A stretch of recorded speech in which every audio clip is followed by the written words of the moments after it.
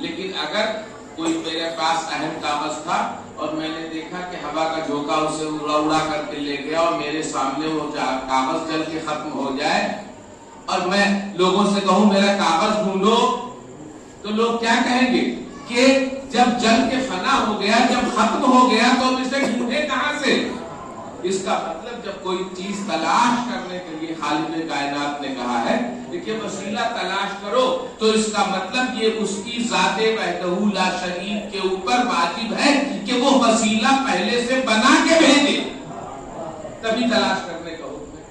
اور اب میں نے یہ کہا تھا کہ انسان کو اللہ نے بنایا تو جیسے جانوروں کے لیے یہ تھا کہ وہ اپنی غذا کے سامنے سر جھکا کے کھانا کھاتے ہیں، اور اللہ نے انسان کو یہ شرف دیا کہ وہ اپنی غذا کے سامنے سر بسجدہ نہیں ہوتا، وہ اپنی ہاتھوں سے اٹھا کر کھانا کھاتا ہے۔ تو یعنی اس کا مطلب یہ ہے کہ اللہ نے پہلی منزل میں جہاں سے حیات بشری کے ارتقاء کا سوال ہے، جہاں سے حیات بشری کے تحفظ کا سوال ہے کہ غذا کے بغیر زندگی آگے نہیں بڑھ سکتی ہے، تو جب غذا کی بات آئی تو اللہ نے کہا کہ اپنے ہاتھوں سے غذا کو اٹھا کر منہ تک لے جاؤ۔ اس کا مطلب یہ ہے کہ تاکہ تم لقمے پر وسیلے کے محتاج رہو، تاکہ لقمے کے اوپر وسیلے کے محتاج رہو۔ آپ حضرات کے سامنے یہاں تک کی گفتگو ہوئی، لیکن اب اس کے بعد بھی گفتگو یہی ہے کہ انسانی جسم وسیلے کے سہارے آگے بڑھتا ہے، یہ بات یہیں پہ ختم نہیں ہوتی ہے، یہ بات اس کے آگے ختم نہیں ہوتی ہے، نہیں، دونوں ہاتھوں سے کام کرو، دو ہاتھوں سے چلو، دو پیروں سے دیکھو، دو آنکھوں سے سنو، دو کانوں سے گفتگو کرو، دو ہونٹوں سے، دو لبوں سے گفتگو کرو، غذا کو چباؤ دو جبڑوں سے۔ یعنی پوری زندگی انسان کی یہ ہے کہ دو وسیلوں سے زندگی آگے بڑھتی ہے، زندگی دو وسیلوں سے آگے بڑھتی ہے، یعنی قدم کے اوپر دو وسیلوں کا سہارا ہے، قدم پہ تو یہ زندگی دو قدم آگے نہیں چل سکتی اگر دو وسیلے ساتھ نہ ہو، یہ انسان کوئی کام نہیں کر سکتا اگر دو وسیلے نہ ہو۔ تو رضوان والا اللہ نے انسان کو دو وسیلوں کا محتاج بنایا ہے، تو جب زندگی بھر دو وسیلوں کے محتاج رہے تو وقت آخر ایک وسیلے کا ہاتھ پکڑ کے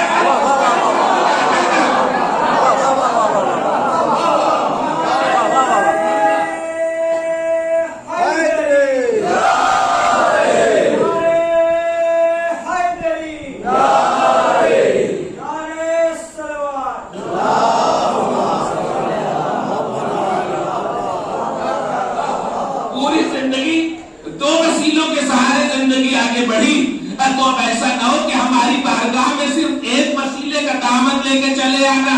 اسی لیے رسول اکرم نے جاتے وقت یہ کہا انی تارکن فیکم الثقلین، دو وسیلے تمہارے بیچ میں تمہاری نجات کے لیے چھوڑے گا۔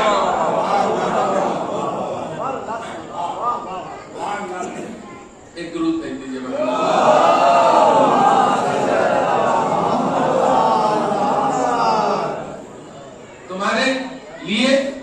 دیجیے چھوڑے جا رہے ہیں، اور ان دونوں سے تمسک رکھنا تبھی نجات ملے گی۔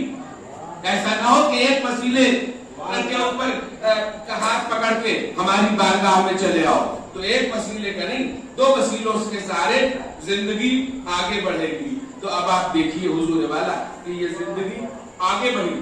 اب اللہ نے اسی وسیلے کی اہمیت کو سمجھانے کے لیے انسان کو اور کیا کیا چیزیں پیش کی کہ اب انسان آگے بڑھ رہی ہے، زندگی، انسانی زندگی ایک ایک قدم آگے بڑھ رہی ہے۔ اب بنا وسیلے کے کوئی چیز تو آگے بڑھ نہیں سکتی، اس لیے خالق کائنات نے کہا کہ دیکھو، اور وسیلے کی اگر آپ تشریح کیجیے، اور جتنے مفسرین ہیں جنہوں نے قرآن اس آیت کے ذیل میں جن نے اس کا تفسیر لکھی ہے قرآن مجید کی اس آیت کی، یا ایھا الذین آمنوا اللہ وابتغوا علیہ الوسیلہ. تو اب جتنے بھی مفسرین نے تاریخ لکھی ہے، تفسیر لکھی ہے، اگر ساری تفسیروں کو آپ دیکھ لیجئے، علامہ مودودی کی تفسیر دیکھیے، جوناگڑھی کی دیکھ لیجئے تفسیر، جتنی بھی تفسیریں ہیں، کم سے کم 30-32 تفسیریں مفسرین نے لکھی ہیں قرآن مجید کی.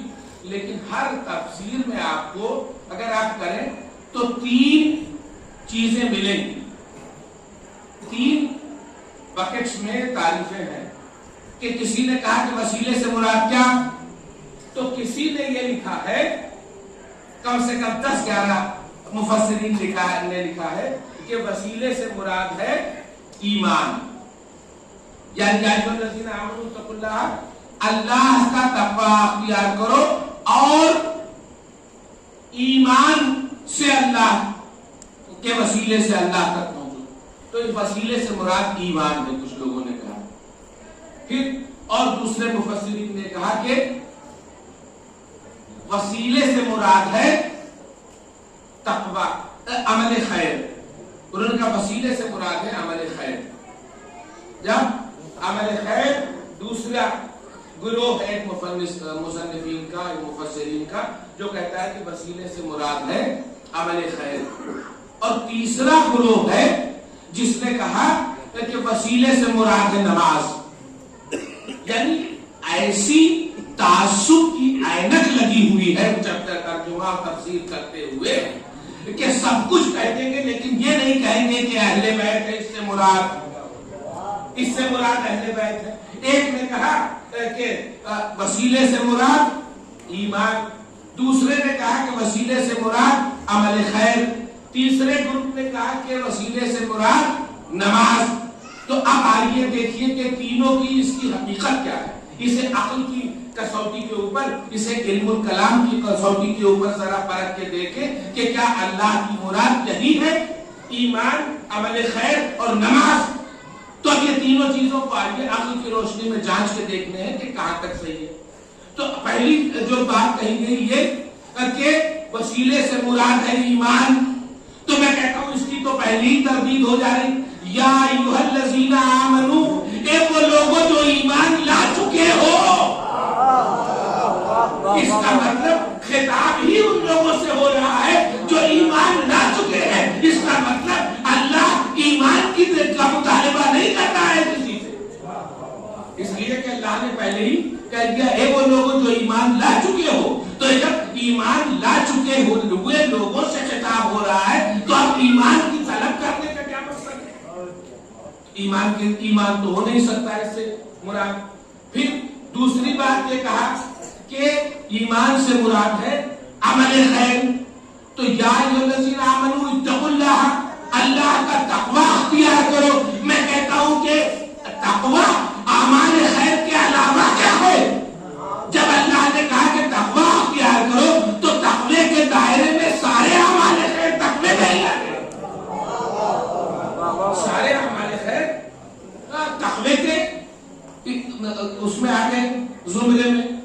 تو اب اس کا مطلب اس سے مراد تقوی بھی نہیں ہو، اس سے مراد عمل خیر بھی نہیں ہو سکتا کہ تقوی کا جز ہے عمل خیر. تو جب کہا کہ تقوی اختیار کرو تو اس کا مطلب یہ ہے کہ عمل خیر اس میں شامل ہو گیا.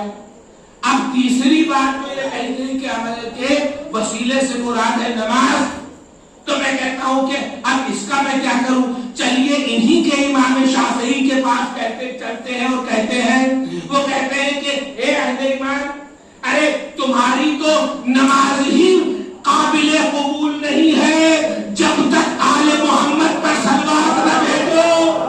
جب پوری نماز ہوگی آل محمد پر صلوات نہ بھیجو تو اس کا مطلب جس نماز کا تذکرہ کر رہے، ارے خود نماز تو وسیلہ اہل بیت کا تلاش کر رہی ہے.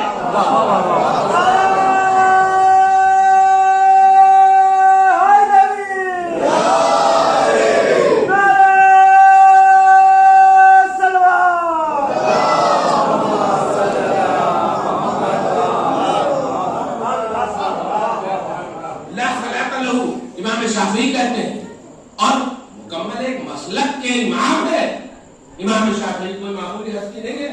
امام شافعی نے کہا لا صلاۃ لہو ولا تسلی وہ محمد و آل محمد، یعنی وہ نماز قابل قبول ہے ہی نہیں جس میں محمد و آل محمد پر صلوات نہ ہو. تو اس کا مطلب وسیلہ تو نماز تو خود اپنی قبولیت کے لیے وسیلہ آل محمد تلاش کر رہی ہے. درود ہے محمد.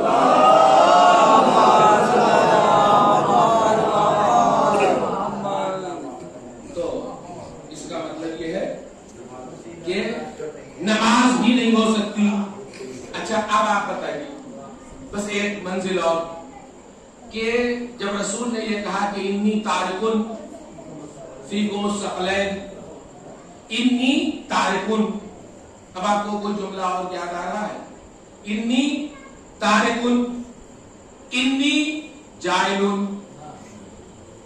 ہے نا؟ بالکل ملتا جلتا جملہ ہے نا. انی تارکن، میں چھوڑ کے جا رہا ہوں. اور روزے الست کہا انی جائلن، اس کا مطلب میں خلیفہ بنا رہا ہوں، بنا رہا ہوں. تو اس کا مطلب یہ ہے کہ بنانا اس کا کام ہے، امت کا کام نہیں ہے. انی جائلن، ہم بناتے ہیں، ہم نے بنایا.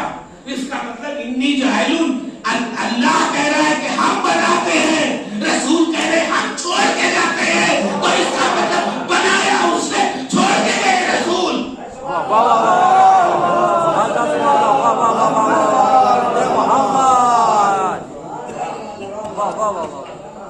بنایا وہی جملہ کہ انی جاہلون اللہ نے کہہ دیا تو پہلے دن کہہ دیا. اب امت اس بات کی جسارت نہ کرے کہ ہم خلیفہ بنا لیں گے.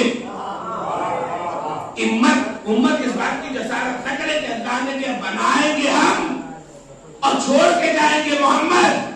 اور حضور والا دنیا کہتی ہے کہ ایسے ہی بنا نشاندہی چھوڑے چلے گئے، بنا سپرد کیے کسی کے عنان اسلام کسی کے سپرد کیے بغیر چلے گئے. میں کہتا ہوں یہ تو کام ایک معمولی عقل کا انسان بھی نہیں کرتا. میں دلی میں رہتا ہوں، میرا گھر ہے، میں چند گملے گھر میں رکھے ہوئے ہیں. اب میں 10 دن کے لیے چلا ہے، مجھے پتا ہے کہ اگر کسی نے پانی نہ دیا ان گملوں میں تو گملہ سوکھ جائے گا. تو میں ذمہ داری مالی کے سپرد کر کے آیا ہوں کہ بھیا پانی دے دینا. تو اس کا مطلب ایک آدمی اگر ایک ہفتے کے لیے گھر سے اگر وہ احساس رکھتا ہے کسی چیز کی بقا کا تو بنا اس کا انتظام کے لیے ایک ہفتے کے لیے باہر نہیں جاتا ہے. ایک معمولی سا انسان، ایک کاشتکار، ایک مالی کوئی چیز بنا چھوڑ کے نہیں جاتا. اور رسول دنیا چھوڑ کے چلے گئے بنا کسی انتظام کیے ہوئے، بنا کوئی انتظام کیے ہوئے. اور میں کہتا ہوں کہ اب تاریخ مجھے بتائے یا نہ بتائے، لیکن رسول کے اس جملے سے یہ معلوم ہوتا ہے کہ رسول کی زندگی کے آخر کا جملہ ہے. اب آخر میں یہ جملہ ہے انی تارکن، میں چھوڑ کے جا رہا ہوں. اس کا مطلب یہ ہے کہ اب رحلت پیغمبر بہت قریب ہے. تبھی تو کہہ رہے ہیں کہ میں چھوڑ کے جا رہا ہوں. اگر کوئی یہ بات کہے کہ میں فلاں چیز اب چھوڑ کے جا رہا ہوں تو اس کا مطلب جملے کی نوعیت ہی یہ بتاتی ہے کہ رسول کے اواخر زندگی کا واقعہ ہے. اب اس کے بعد رسول کی زندگی زیادہ دن تک نہیں رہے گی. اچھا اب یاد کیجیے یہ رسول کی زندگی کا آخری جملہ ہوگا. رسول کی زندگی کا پہلا جملہ ہے. میں آپ سے پوچھتا ہوں کہ رسول کی رسالت کا پہلا جملہ کیا؟ رسول کی فاران کی چوٹی سے جب رسول نے کہا کہ قولوا لا الہ الا اللہ تفلحوا، جب پہلی دعوت دی ہے تو کیا کہا تھا؟ اے لوگوں اللہ کی توحید کا اقرار کرو، اسی میں تمہاری فلاح ہے. اب رسول نے کہا پہلا جملہ زندگی کا رسول کا یہ ہے جب اعلان رسالت کر رہے ہیں لا الہ الا اللہ تفلحوا، اور آخری جملہ ہے انی تارکن، میں چھوڑ کے جا رہا ہوں 2 چیزیں. تو اس کا مطلب کیا ہے؟ اب ذرا حضور والا میں تاریخ سے پوچھتا ہوں، رسول کے زندگی کے پہلے جملے کا جنہوں نے انکار کیا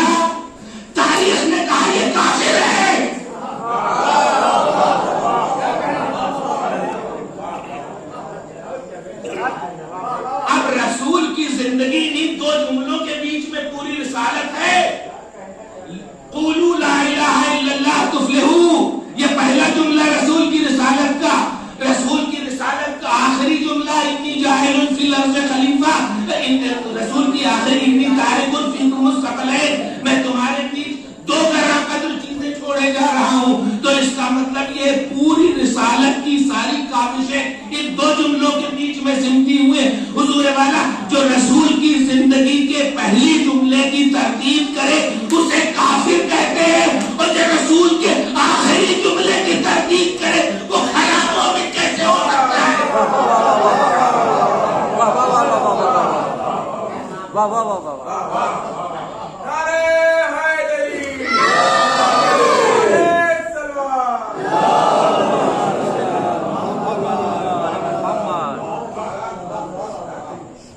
جو پہلے جملے کا انکار کرے تاریخ نے اسے کہا کافر ہے، اور رسول کی آخری زندگی کے آخری جملے کی جو تردید کرے وہ کہے ہم کھرے مومن، تو یہ تو بات عقل اور منطق کے اعتبار سے صحیح نہیں مانی جائے گی. اچھا اب میں بس ایک بات اور آپ کے سامنے توضیح، چونکہ سلسلہ کلام ہے، اگر میں کہیں اور کہوں گا تو شاید یہ تسلسل باقی نہ رہے، اس لیے میں کہہ دیتا ہوں کہ اتنی تاریخوں فیکم الثقلین، ثقلین دو تسنیہ کا صیغہ ہے جب دو چیزوں کی بات ہوتی ہے.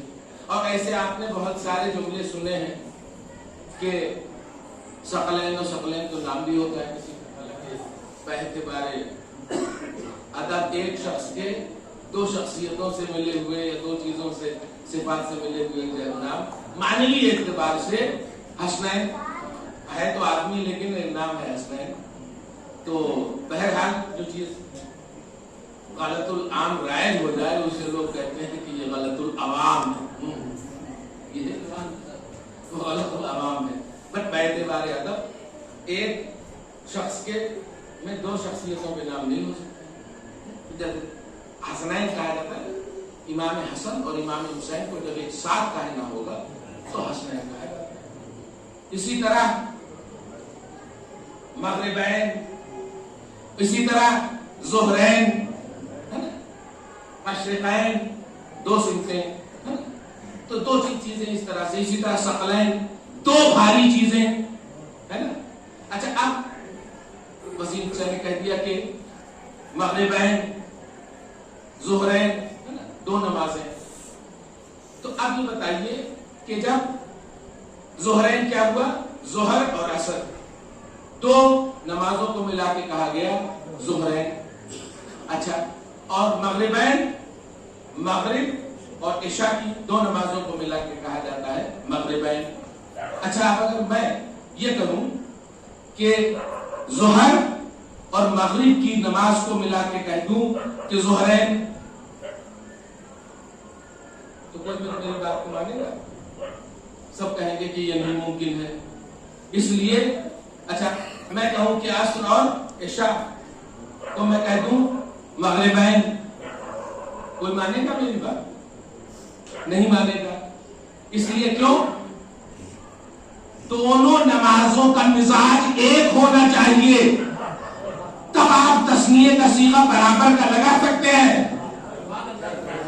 دونوں نمازوں کا مزاج ایک ہونا چاہیے تب آپ کہہ سکتے ہیں کہ مغربین. اور جب حضور والا اسی طرح اگر آپ ظہرین کہیں گے تو یعنی غروب آفتاب سے پہلے کی نمازوں کے مزاج کا نام ہے ظہرین. اگر آفتاب غروب ہو جائے عشاء کی نماز کو اور عصر کی نماز کو ملا کے آپ ظہرین نہیں کہہ سکتے ہیں. کیوں؟ دونوں کے مزاجوں میں فرق ہے. جب ہم کہتے ہیں حسنین تو دنیا یہ نہ کہے کہ ایک نے جنگ کی ایک نے خلا کی.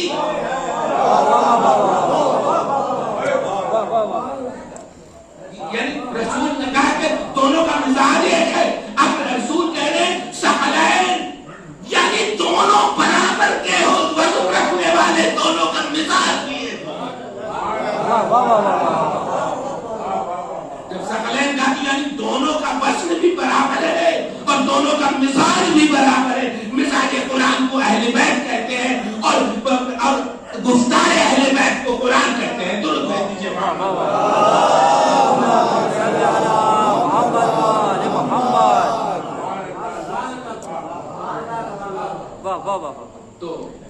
تو مزاج ایک ہوگا. تو اب یہ نہیں کہا جا سکتا کہ الگ الگ ہے مزاج، ان کے شریک نہ ہوتے. اور اگر کربلا کے مقاصد میں تائید امام حسن علیہ السلام شامل نہ ہوتی تو کبھی اپنے بیٹے کو اپنا نمائندہ بنا کر کے چچا کی نصرت کے لیے اپنے بیٹے کو چچا کی نصرت کا نمائندہ بنا کے بھیجنے کا مطلب یہ ہے کہ امام حسین علیہ السلام مقصد کربلا سے اتنا ہی متحد تھے جتنا امام حسین علیہ السلام یہ شخصیتوں میں.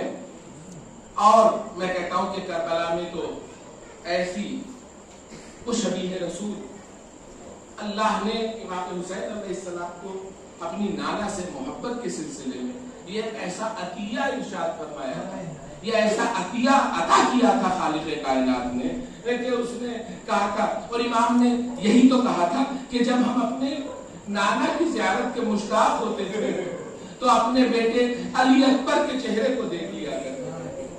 اللہ اکبر. میں کہتا ہوں کہ کس انداز سے مولا نے رخصت کیا ہوگا. اور دنیا کہتی ہے کہ کچھ مجھے میں نے ذاکرین سے بھی سنا ہے کہ جناب ام لیلا شمع لے کے رات بھر اپنے بیٹے کے چہرے کو دیکھتی رہی, کبھی گیسو سنوارتی ہے, کبھی بیٹے کے بالوں میں ہاتھ پھیرتی ہے, کبھی چہرہ دیکھتی ہے. میں کہتا ہوں کہ دنیا کہتی ہے, لیکن تاریخ کربلا اس کے خلاف بتاتی ہے. اس لیے کیوں کہ جب صبح کی نماز ہے, امام جو مؤذن روز اذان دیتا ہے اس کا نام نہیں لے کے کہتے ہیں عاشور کربلا کی اذان کی ایک خصوصیت ہے. عاشور کے صبح کو جو اذان ہوتی ہے وہ اس کے مؤذن امام حسین علیہ السلام حضرت علی اکبر سے کہتے ہیں بیٹا نماز فجر اذان فجر تم دو گے.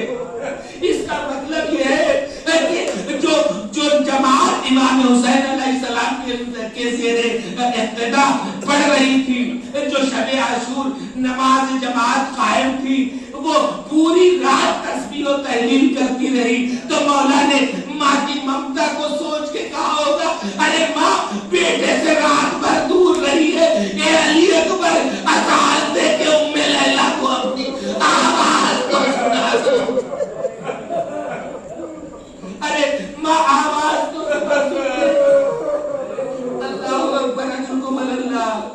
بس ارباب ایسا جناب ام لیلا اور جناب زینب نے کس طرح سے رخصت کیا ہے, لیکن کسی میں دم نہیں ہے کہ اس رخصت کی صحیح منظر کشی کر سکے. لیکن بس امام حسین علیہ السلام نے خصوصیت برتی ہے شہزادہ علی اکبر کے ساتھ کہ جب سب جس کو بھیجنا تھا راہ خدا میں بھیج دیا, لیکن جب علی اکبر کو بھیجا ہے تو ایک بار آسمان کی طرف آپ نے چہرہ اٹھایا, ایک بار الہ اب تیری بارگاہ میں اسے قربان کر رہا ہوں جو گفتار و رفتار میں تیرے حبیب سے مشابہ ہے. اللہ اکبر اجرکم اللہ. ارباب اعزا, بس ہم امام حسین علیہ السلام نے علی اکبر کو اجازت دی. اماں کو میدان جنگ کا کیسے حال معلوم ہو گئے کہ علی اکبر نے کیا گزر رہی ہے. ارباب اہل مقاتل لکھتے ہیں کہ ایک بار جناب ام لیلا نے فضہ کو آواز دی, کہا فضہ ارے ذرا حسین تیرے خیمہ میں بیٹھے ہیں, ذرا حسین کے چہرے کو دیکھتی رہنا. اس لیے باپ کا دل بیٹے پہ پڑنے والی مصیبت کا آئینہ دار ہوتا ہے. اے فضہ حسین کے چہرے کو دیکھتی رہنا اور مجھے علی اکبر کے رنگ کی کیفیت معلوم ہوتی رہے. ارباب اعزا لیجئے امام حسین علیہ السلام در خیمہ پہ بیٹھے ہوئے ہیں. فضہ آنکھیں لڑائے ہوئے امام حسین علیہ السلام کو دیکھ رہی ہے, ام لیلا فضہ کو دیکھ رہی ہے. ارباب اعزا یہ نظروں کا ایک تار ہے جو بچھا ہوا ہے علی اکبر کے میدان جنگ تک. اماں فضہ کو دیکھ رہی ہے, فضہ حسین کے چہرے کو دیکھ رہی ہے, حسین علی اکبر کو دیکھ رہے ہیں. ارباب اعزا بس اس کے بعد یہ کہتے ہیں کہ دیکھتے دیکھتے ایک بار حسین کا چہرہ متغیر ہوا. ارے فضہ نے کہا اے شہزادی مولا کا چہرہ متغیر ہوا. ایک بار کی ام